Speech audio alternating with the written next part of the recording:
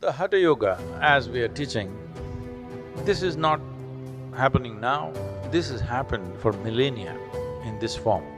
This is a lineage where nobody left a signature on the yoga.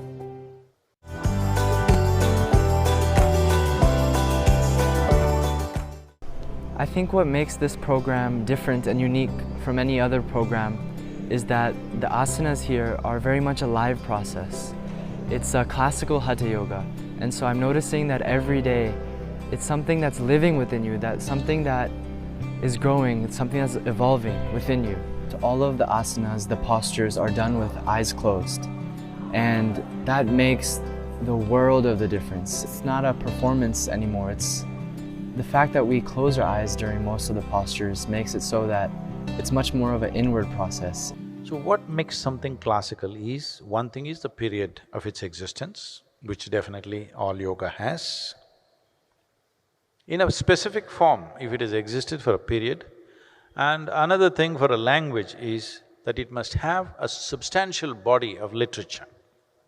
That is, it is not just people are speaking it, many people have written many things about it, explored various dimensions of life using that language. There is a substantial body of literature and it has existed for a sufficient amount of time where you really can't pin the exact date when it started. The Hatha Yoga, as we are teaching, this is not happening now, this has happened for millennia in this form. Because the significance of this lineage is, this is a lineage which clearly understands we are dumb idiots. When you know you're a dumb idiot, you will not try to change anything. That's the significance of being stupid. Hello? When you think you're stupid, you don't think you will have to innovate, isn't it? People who think they're smart, they always have to make something of their own, they have to leave a signature. So this is a lineage where nobody left a signature on the yoga.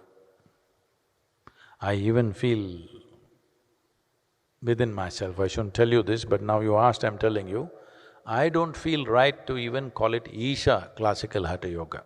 Within me, it's not okay. Classical hatha yoga, that's all it is. Isha is added because today's world functions with brand, and you must understand, the brand of Isha has been built with blood and sweat. Classical hatha yoga, that's all. Because no frills, no addition from us, just the way it was, and its potential is limitless. Here it sits, we can codify it in many ways, we can teach it to you, we can put it in the form of energy, we can make it in so many ways. So in this context, yoga, the application of yoga is limitless. So it has a body and its age is also quite timeless, at least in human perspective. So that qualifies for classical hatha yoga. It's taught in a really traditional way. Like, the Gurukuls in India, it's like that. It's not like a school or a college or a university, though it's international. People from all over the world come here. But still, the sanctity of the process, the sacredness of the process, and tradition in which it has to be taught, that is maintained. And that's what makes a whole lot of difference here.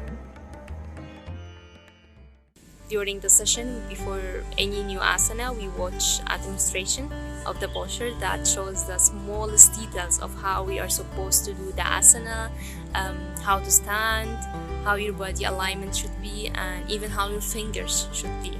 We went through two types of practice correction. The first one was partner correction. Each one of us joins with a partner and correct the postures for each other. The good thing here is that I'm able to see other participants' mistakes and relate them to my mistakes too. By watching others, I can understand those small details.